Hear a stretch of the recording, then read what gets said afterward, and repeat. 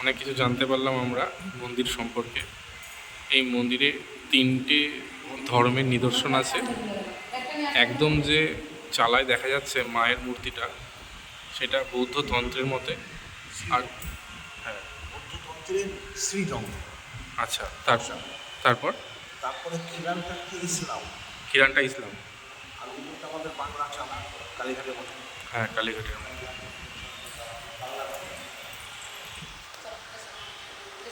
তিনটে ধর্মের সমন্বয়। আচ্ছা, এই মন্দির প্রতিষ্ঠা করেছেন নাটোরের রানীমা। নাটোরের রানীমা। বাইরে বেরিয়ে মায়ের মন্দিরের চূড়াটা কিন্তু আচ্ছা। সেখানে দেখবেন চালের গঠন সংখ্যা সেরকম হুম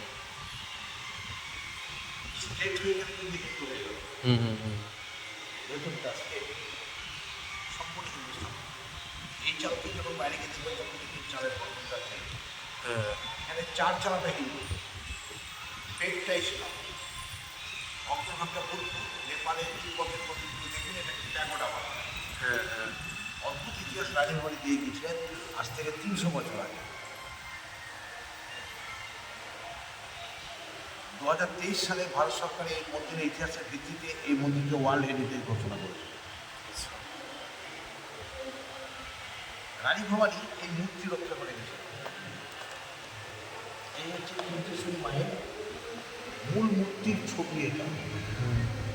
এই মূর্তির নাটোরে রানী ভবানী রক্ষা করে গেছে। নিরাপত্তার কারণে এই মূর্তি কিন্তু বাইরে থাকে, মন্দিরে থাকে না। এই মূর্তি মন্দিরে থাকে না, নিরাপত্তার কারণে বাইরে থাকে। বাইরে বলতে নিরাপত্তার প্রয়োজনে বাইরে থাকে। ট্রাস্টি যে বোর্ড আছে তার কাছেই থাকে। কোথায় থাকে সেটা বলবো না। হ্যাঁ। আচ্ছা, এখনো কি এটা ট্রাস্টির আন্ডারে না ওই ওদেরই আন্ডারে? ওদের মানে যেটা বললেন রাজভবনের আন্ডারে নাই, এটা আমরা সেবায়িত।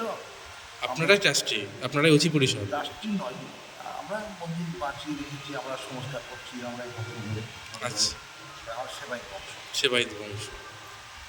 আর এই কমিটিটা আছে দেখভাল করার, এটা আসল নয়। আচ্ছা আচ্ছা, কমিটি আছে। যাই হোক, এই মূর্তি নাটোরের রাজভবনে রক্ষা করে গেছে। নিরাপত্তার কারণে এই মূর্তি কিন্তু বাইরে থাকে। পৌষ মাসের মঙ্গলবার দুপুর 2টো থেকে সন্ধ্যে পর্যন্ত যদি আসতে পারে তাহলে এই মূর্তির দর্শন পাবেন শিলার ওপরে রাজবেশে। 4 দিন মাকে রাজবেশে বের করা হয়। এই মূর্তির গুরুত্ব কি, কেন রানী ভবানী নিরাপত্তা আপনাদের মনে করলেন কেন?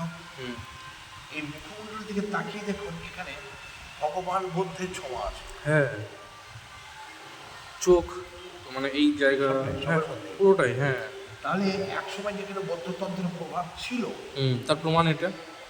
সেই গল্প কিন্তু আপনার আমার নয়, এই মুখমণ্ডলটা নকশায় তার প্রমাণ হয়েছে। এটাও মা। পাশের মন্দিরে দেখবেন আদি আদি করে ডাকবে, ওটাও মা। কিন্তু ওই মূর্তির বয়স হচ্ছে 10 থেকে 12 বছর বয়স। স্বাভাবিক কারণে ঐতিহাসিক গুরুত্ব নাই, তাই তালার উপরে ভরসা করে আসে।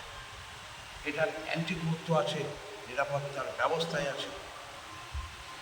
এই হচ্ছে